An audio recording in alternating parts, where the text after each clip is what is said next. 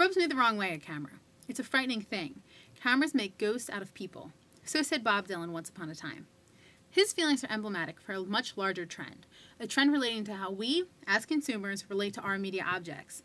There's a fear, as old as the phonograph, the telegraph, the TV, that these things, which occupy our homes, our bedrooms, our most intimate spaces, will somehow turn on us.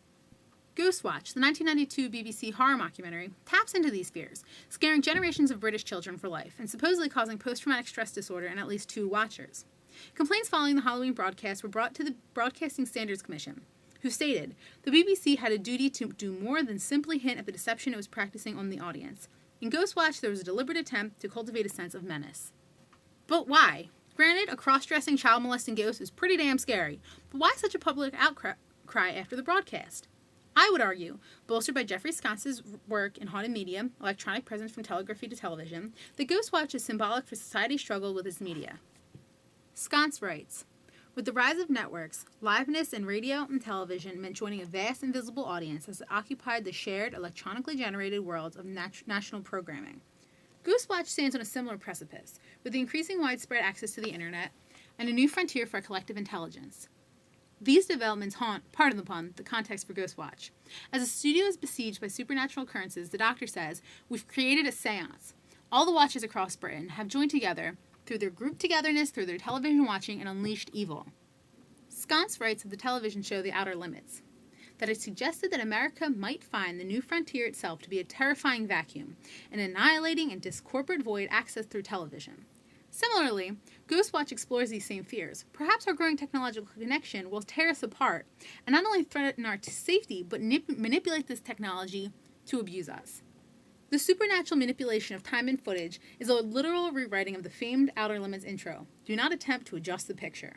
In the words of Sconce, signals once under human command seemed either out of control or, even worse, under the control of increasingly sinister forces. Ghostwatch melds old human fears and new technological fears in the seance scene, which causes the ghostly apocalypse at the program's end. Seances themselves had their heyday in the 1800s. The medium, or spiritual telegraph, was, as Sconce writes, one of the first and most important forums for women's voices to enter the public sphere. Ghostwatch, with its family of mother and 2 daughters, female doctor and female guide, harken back to this older tradition. Sconce uses The Outer Limits to illustrate how 1950s domesticity was challenged by television. Similarly, Ghostwatch tries to work through issues of divorce and single parenthood during a time where this is increasingly becoming the norm. The girl's psychic pain and ghostly encounters, to quote Sconce, are symbolically marked by having the void of television expand, both materially and symbolically, to become a totalizing and wholly simulated realm of electronic incarceration, one that concretizes a lonely emotional void already silently in place in the home. Watching Ghostwatch today, it does seem a little silly. The acting's not great. The set's kind of cheap. But when it was broadcasted, it really truly had an impression on people. A poster on YouTube writes, I was 12 then. Still nothing has matched how scared this program made me feel. The beauty of it is that we trusted Parky and Sarah Green as household names and never thought they would pull the wool over our eyes like that.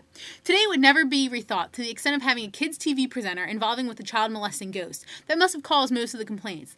I think it still stands out and was well ahead of its time. Blair Witch totally owes it.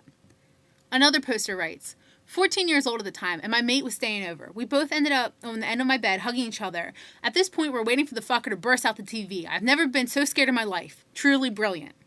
I think Ghostwatch really proves that there's still something very uncanny about our media. It's the thing which is familiar yet unfamiliar, and that therefore it's scary. These TVs, they sit in our rooms, they stare at us, they reflect back at us. We spend the majority of our time with them. They're our friends, they're our buddy. But there's still a fear that it could turn on you. It could become a robot and try to take over the world. I think it's very easy to laugh at the idea that someone said that a ghost is trying to communicate with them through the computer, or that the TV is sending them messages. And yeah, there's a lot of crazies out there.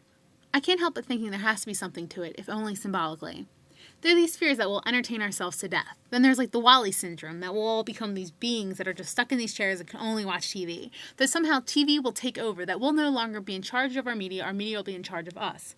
Anyway, I hope you enjoyed my ramblings. I hope they resolve some stuff for you, maybe raise new questions that we can talk about. But most importantly, be careful. Your TV might just be the thing that goes bump in the night.